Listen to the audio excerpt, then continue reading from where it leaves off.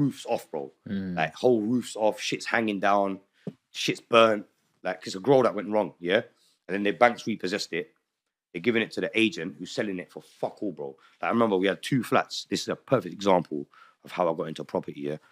We had 2 flats in Walthamstow, St. Andrews Road, E17, yeah. It was a house converted illegally 5 years prior, yeah, by the freeholder. He converted into 2 flats. Ground floor was a 1 bed. Upstairs was like a 2 bed with like a little loft. What we've done now, yeah, one of them was with one agent. The upstairs was with another agent. So they both know each other, yeah. They've sent us the list. Right, we like these. What, 80 grand? For what, 80 grand each? But this deal were 80 grand each. That was the price on there that they wanted. The actual price they could have got was more close to 120. Yeah, even in that market, they could have got 120. But they're trying to make a few grand.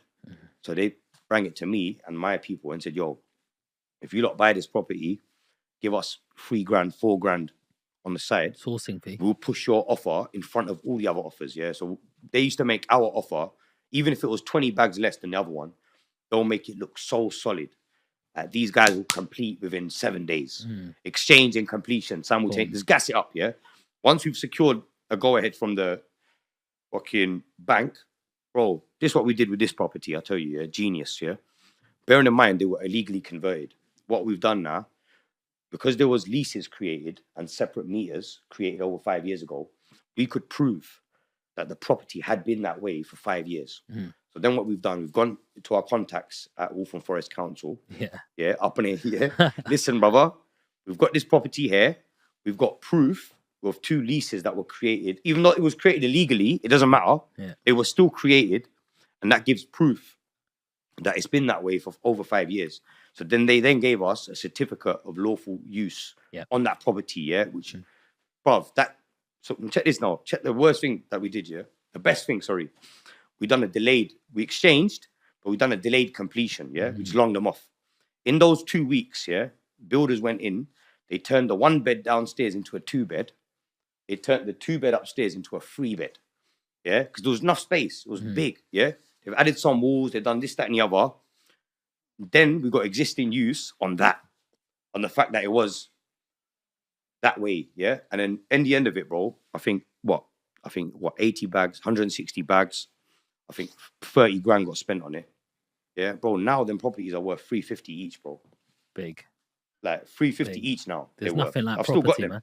man. I've still got them, bro. Like I paid 80 grand each. So 160, I probably spent 30 grand. Let's say 200 grand. 200 grand I spent on it, including the bridging loan that I got to cover the completion and the exchanging. Bro, now they're worth, come on, bro, 350 each. Are you going to keep going with the property stuff? Property stuff, yeah. Property is one thing that I won't sell. I'll sell everything else, as you know, yeah. But property, my thing is, if there's anything I'm going to give my children, it's going to be property. Yeah, forget cash. Yeah, cash don't mean shit. Yeah, I've had money under my bed, and as the years have gone by, I'm able to buy less. Yeah, they start changing the notes. You can't even spend them. Do you know what I'm trying to say? I've got money, bro. I've got 20 grand's worth of money that I can't change in the bank, that I can't spend because it's just old notes. Like they're not in circulation no more. Do you get me, Lolly? I couldn't change them up, so it's like cash is not worth nothing. My main thing is property, yeah, and forget mortgages as well. Obviously, you have to get mortgage to get on the ladder, but I don't like to refinance. My thing is make as much money as I can through other ventures and just pay off the mortgages. Do you get me? That's the main thing that we have to do. What a turnaround! What a turnaround! We'll try it, bro. We're still working at it. Yeah, I can't lie. I'm a bit of a degenerate still. I've got habits that, you know what I mean? Old habits die hard, innit? Yeah. So tell me this. Remember your very, very first house. Can you remember that? Yeah. Yeah? Cool. So remember that street. Yeah. And remember, like, that's the very first memory that you have of that house. You're walking down, you can see that same pavement, same streets. Yeah. You go up to this door and it's the door of your very, very first house. You reach into your pocket. You remember that same color key that you pull out. Yeah. And you put that key into the lock. You turn the lock and it makes that same familiar sound that you used to remember. Yeah. Click. You open it and you smell. and you can smell that exact very first smell that you smelled. Maybe it's your mom's cooking, tadka, whatever. Yeah, maybe you can hear your little sibling, brothers, and you're walking in. And as you walk in, there's nobody there. You know where the kitchen is, you know where the lounge is, and you're walking straight through. You're looking for everybody, and then you walk back. And as you walk back, you look at the stairs, and you see the steps in front of you. Yeah. And as you're walking up the stairs, you can see your bedroom. And you know exactly which one it is. Yeah, whether it's round the corner or straight in front of you. And you're walking, and you're walking. You walk in front of your bedroom, and you turn the lock. And as you turn the lock, you hear that same familiar click that You're you always transporting me remembered. there, bro. I can Yeah. imagine. I'm Yeah. imagining it still. You open it, and there's your bedroom exactly how you left it. But the room is empty.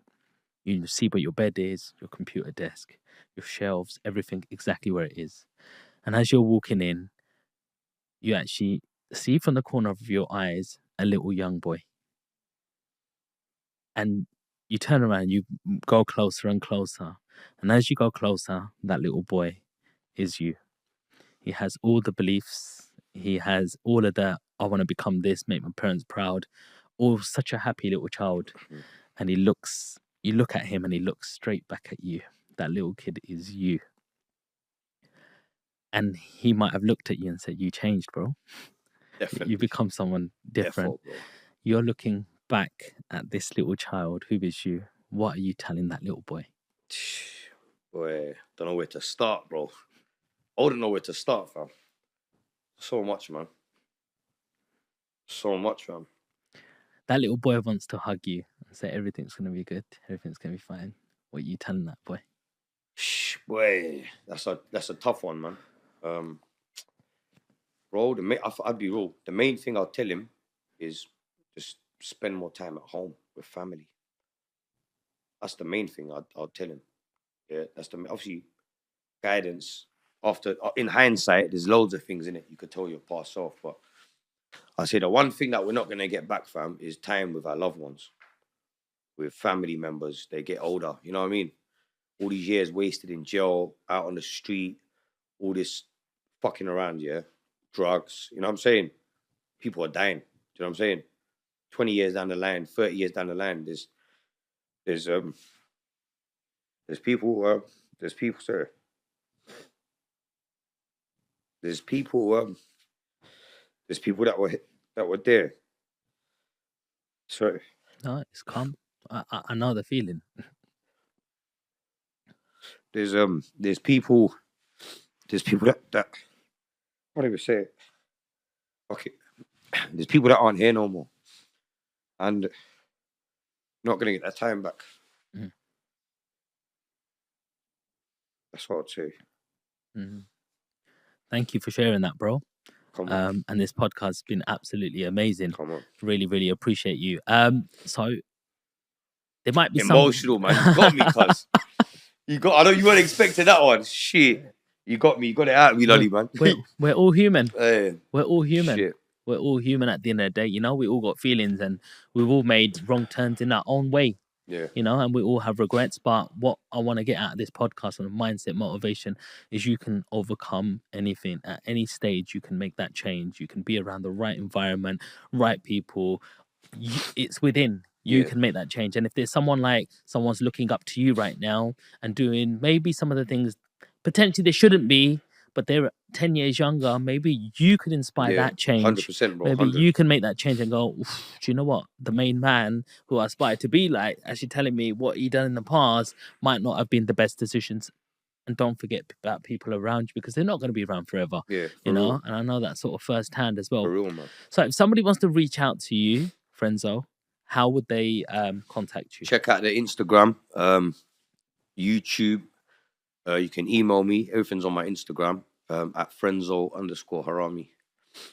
You can pretty much everything's on there. Yes. Yeah, you got me. Like, there we go. You got me, cuz. Hey, and there we go, guys. You lined me up. You planned that one. Hey, you got me. Bro, public speaking schools taught me something. Hey, drew me out, bro. Papa put me there, fam. Like, you put me in my... Bro, I walked in my granddad's room, you know? Yes. You know, when you put me there, Yeah. I didn't even go to my room. Oof. Yes, Mad. I hear you. I hear you. And that's it for today, guys. I hope you really enjoyed that episode. Big I'm up. trying my best to get the best people on, to get the best conversations to help get you guys ahead. So the least you can do is smash that subscribe button. Leave us a comment, leave Frenzo a comment. I'll make sure he gets it and he Come on. replies to it. And don't forget to share this with somebody who may need it.